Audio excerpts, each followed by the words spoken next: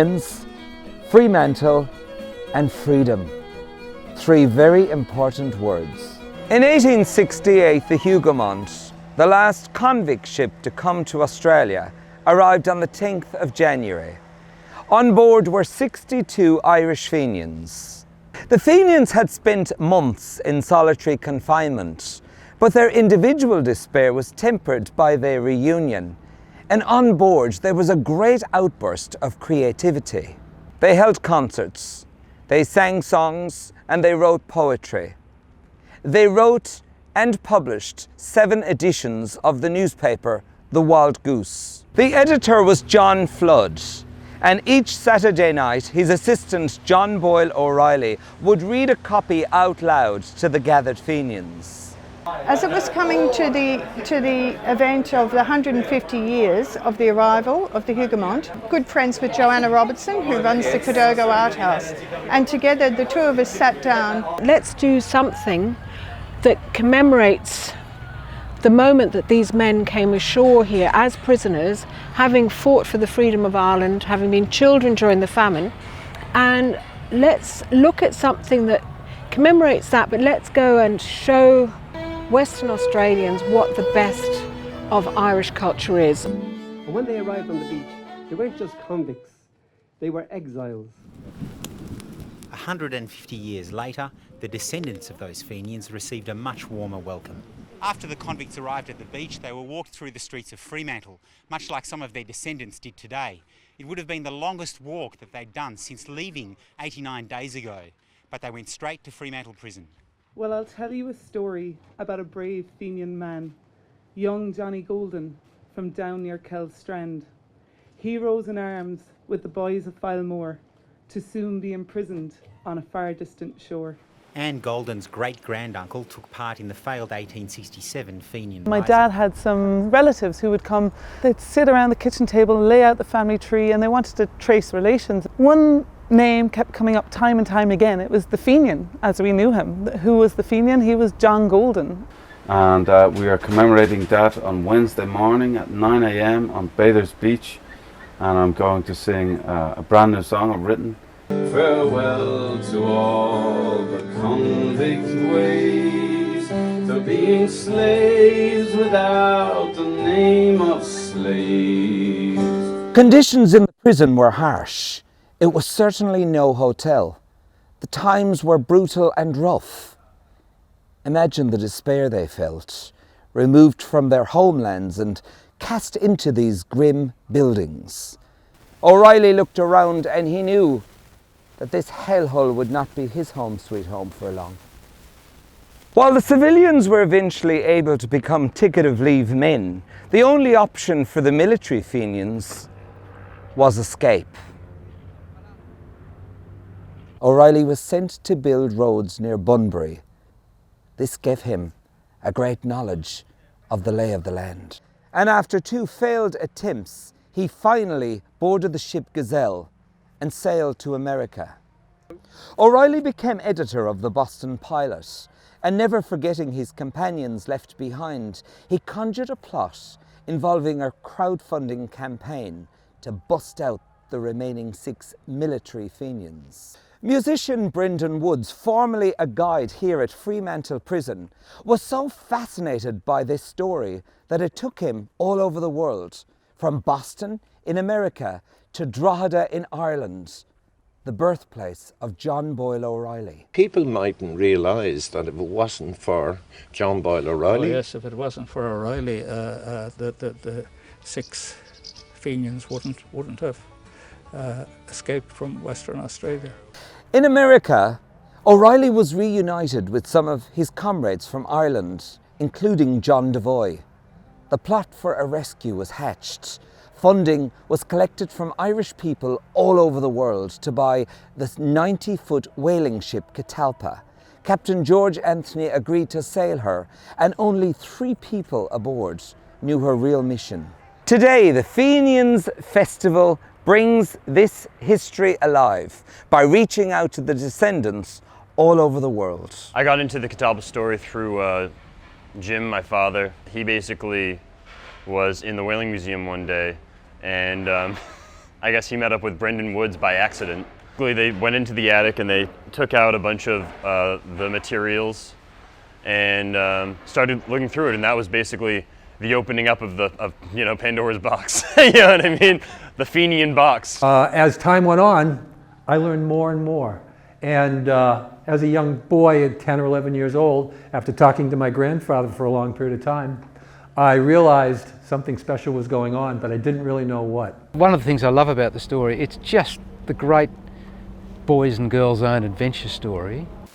The escape was planned on Perth Regatta Day, Easter Monday, 1876, while the governor and other officials were distracted while watching the race. The 6 remaining military prisoners were whisked by horse and carriage to Rockingham, about 20 miles south of Fremantle, where Captain Anthony's crew were waiting in a small rowboat to take them out to the awaiting Catalpa. Could picture my great-grandfather walking up and down the beach, looking down about a quarter of a mile and seeing people working in the morning, and then somebody walking over to him and questioning him. The boys coming in the traps and jumping out, and then the seamen jumping up. What's going on? Are we in trouble? And Captain Anthony calming them down and getting the boat to the water. Everybody jumping in. The chaos of getting all the guys into the bottom of the boat and then starting to row. And finally, the crew realizes there's something up here, and we're not going out for whales. We're saving people. The Catalpa was far out at sea, and they were becalmed. The Georgette fired a shot across the Catalpa's bow and called, "You have escaped prisoners aboard that ship." "You're mistaken," Captain Anthony replied. "There are no prisoners aboard this ship. They're all free men." The British gave Captain Anthony 15 minutes to surrender the prisoners, or they'd blow the masts out. Captain Anthony pointed to the stars and stripes. "This ship is sailing under the American flag, and she's on the high seas. If you fire on me, I warn you that you are firing on America." Suddenly the wind picked up. Captain Anthony ordered up the mainsail and swung the ship. The Georgette followed her for over an hour, until finally the commander peeled back the steamer toward the coasts. The Fenians were free. I think that it just took me like how much leadership and how much strength it took to be calm and firm at the same time, and be able to help these men who had been incarcerated for 10 years to realize they were going to be safe. Now all the purples are racing and making contacts for the spot. And the Yankees sailed into Fremantle and took the best prize of the lot. So come on, you screw waters and jailers, remember Perth Regatta Day. Take care of the rest of your Fenians, or the Yankees will steal them away. When the Catalpa arrived in New York 4 months later, a cheering crowd of thousands met the ship. It arrives at 2:30 in the morning, and they reckon, by daylight, the whole of the Irish community knew about it. Wow. And it talked about them coming on board, and the tears flowing, and the "my thank you God" that are echoing around the ship. And so you got the feeling that it's a bit like the moon landing. I mean, the chances of that working were pretty slight when you think of it. The chances of this working are pretty slight, but it happened, it worked. The fact that any one thing going wrong would have wrecked it, yet it didn't, and the men survived and escaped and lived out their lives in the United States. It's an extraordinary story. But also the fact that it nearly, could have created a major ruction between Britain and the United States. This is what I believe, because my grandfather told me this. He goes, it was the right thing to do. It's not just about our Fenian, as we call them. There was 61 other Fenians and all their stories to tell. And as I love, the individual in history, it definitely led me to kind of examine what else is involved with this Fenians Festival, what else can I do to be part of it. It had to be a festival that celebrated creativity. This is a story of remarkable resilience. These 62 Fenians looked after each other and celebrated their culture as a way to rise above adversity.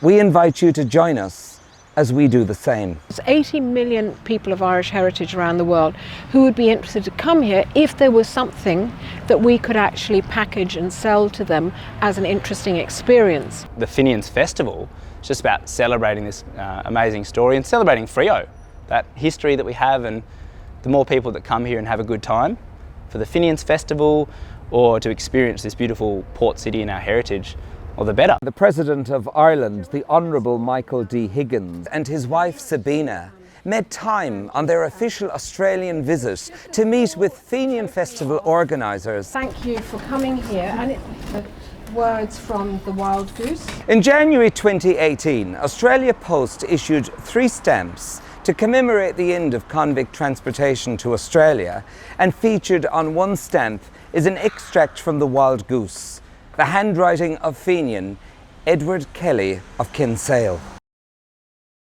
We've had amazing musicians from all over the world. Declan O'Rourke, Martin Hayes, Sharon Shannon, and Lucky Ocean's glorious Gaelic gumbo. We've even had family ceilidhs where hundreds of people were dancing together.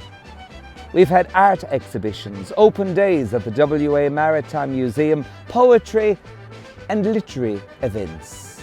In Boston, O'Reilly was an acclaimed poet, but less is known about his only novel, Moondown, which is set in the wilds of colonial Western Australia. Published in 1878, it is the very first novel ever written about Western Australia, and the Moondown Walk brought it to the attention of today's listeners. The Moondown Walk had 75 readers, ranging in age from 7 to 91. They read the entire text and every word of John Boyle O'Reilly's book, Moondown, in 16 locations throughout Fremantle, starting at the Fremantle prison at 7 a.m. The Mayor of Fremantle, former WA Premier Peter Dowding, author Peter Fitzsimmons, comedian Peter Rosethorn, and Professor Fiona Stanley. The conclusion was read by the Irish ambassador at 8:30 outside Cadogo Art House. It was a festival we will never forget. The faithful Narragil was gone, to mourn by the lonely grave of the Moondown.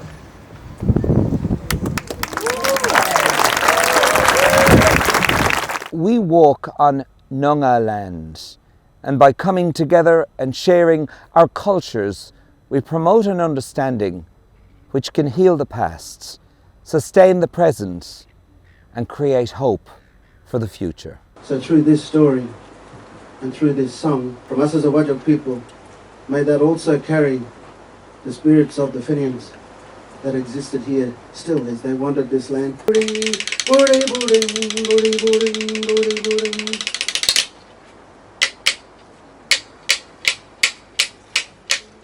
Wanare gamalana, wanare gamalana, boyongora waningo, boyongora waningo, wanare gamalana, boyongora waningo, wanare gamalana, wanare gamalana, boyongora waningo, boyongora waningo, wanare gamalana, boyongora